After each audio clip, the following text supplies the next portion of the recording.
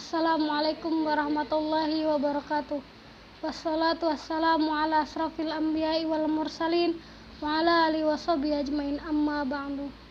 Yang terhormat Bapak Nasiruddin MPD selaku dosen mata kuliah Ilmu Lughah wa Dalalah, dan berbicaranya saya di depan kamera ini untuk melaksanakan tugas ujian akhir semester 1 pada tingkat Magister Pendidikan Bahasa Arab di Universitas UIN Sunan Kalijaga, Yogyakarta. Di sini saya melaksanakan tugas meresensi buku yang berjudul Semantik Bahasa Indonesia yang ditulis oleh Abdul Chair, dan bukunya seperti ini. Yang pertama-tama saya akan menjelaskan biografi penulis, yaitu Abdul Chair. Abdul Chair lahir di Jakarta pada tanggal 8 November 1940. Beliau adalah ahli linguistik bahasa Indonesia. Ia pernah mengajar linguistik umum, semantik, sosiolinguistik, dan psikolinguistik di Universitas Negeri Jakarta dan Universitas Muhammadiyah Prof. Dr. Hamka. Selain sebagai pengajar, Abdul Chair aktif menjadi pembakalan dan berbagai konferensi bahasa serta menjadi penulis buku beragam topik bahasa Indonesia. Salah satunya yaitu yang saya resensi, yaitu buku Semantik Bahasa Indonesia. Yang kedua, saya akan memaparkan secara ringkas materi yang ada di buku Semantik Bahasa Indonesia. Buku pengantar Semantik Bahasa Indonesia yang disusun oleh Abdul Chair berisikan materi-materi berikut, yaitu bab pertama, semantik, yang berisikan tentang pengertian semantik, jenis semantik, manfaat semantik, dan semantik dalam studi linguistik. Bab kedua, makna dan masalahnya, berisikan tentang pengertian makna, informasi, maksud, tanda, lambang, konsep, dan definisi beberapa kaidah umum. Dan bab ketiga, penamaan dan pendefinisian, yang berisikan tentang penamaan, pengistilahan, dan pendefinisian.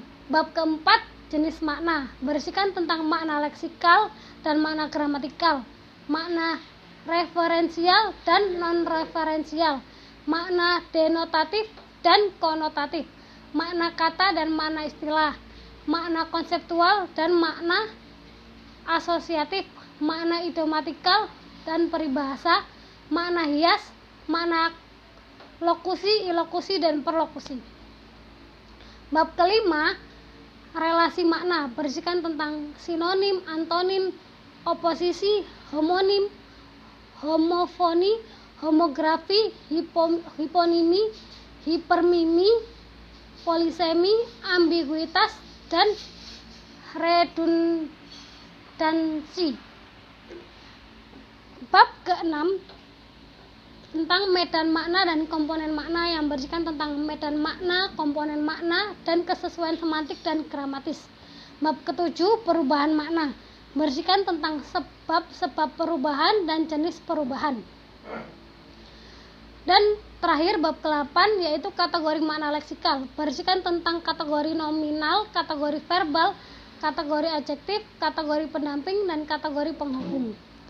Dan ketiga, saya akan menguraikan kelebihan kekurangan isi buku Semantik Indonesia yang ditulis oleh Abdul Chair.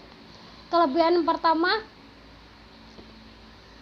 dalam buku ini menjelaskan dengan jelas contoh-contoh di setiap subbab materi yang ada di buku ini. Dan yang kedua, setiap akhir penjelasan subbab pada bab-bab buku ini terdapat tugas latihan untuk para pembaca atau pelajar bisa menjawab pertanyaan dari tugas-tugas latihan tersebut untuk bisa lebih memahami dan menguasai setiap subbabnya. Dan kekurangan buku ini menurut saya adalah ada beberapa simbol atau gambar yang susah dimengerti untuk pelajar pemula pada pengantar semantik bahasa Indonesia ini, karena belum adanya keterangan atau penjelasan. Dan yang kedua, tidak adanya kesimpulan dalam setiap subbab, padahal terdapat tugas dan latihan setiap subbab. Fungsi kesimpulan setiap subbab ini untuk melaksanakan untuk menjelaskan lebih rinci setiap subbab tersebut.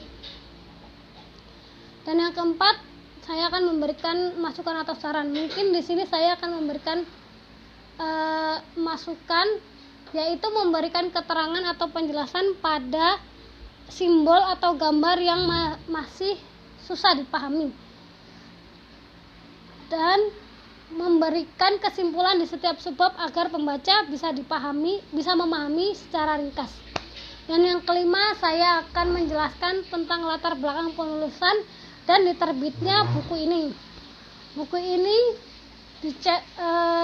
dicetakan kelima yang dicetak pada bulan Oktober pada tahun 2013 dan dicetak oleh PT Asdi Mahasatya Jakarta. Buku ini memiliki 193 halaman, diterbitkan oleh PT Rineka Cipta Jakarta, Kompleks Perkantoran Mitra Matraman, Blok B nomor 1 sampai 2. Saya akan menganalisis tentang jenis makna pada subbab makna lokusi, ilokusi, dan perlokusi. Makna lokusi adalah makna seperti yang dinyatakan dalam ujaran, makna harfiah, atau makna apa adanya. Makna ilokusi adalah makna seperti yang dipahami oleh pendengar.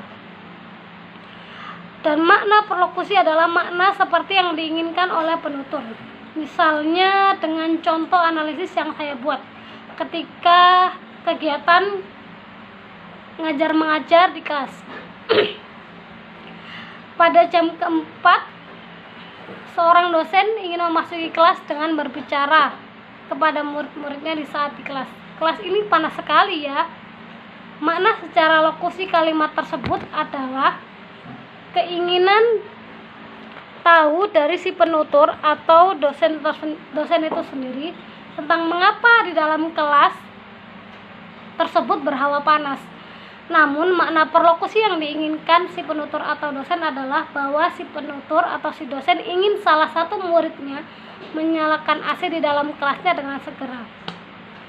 Kalau si pendengar, yaitu salah satu murid lainnya, itu memiliki makna ilokusi yang sama dengan makna perlokusi dari si penanya, tentu dia menjawab, "Ya Pak, mungkin lagi perubahan pancaroba, makanya di kelas juga ikut panas."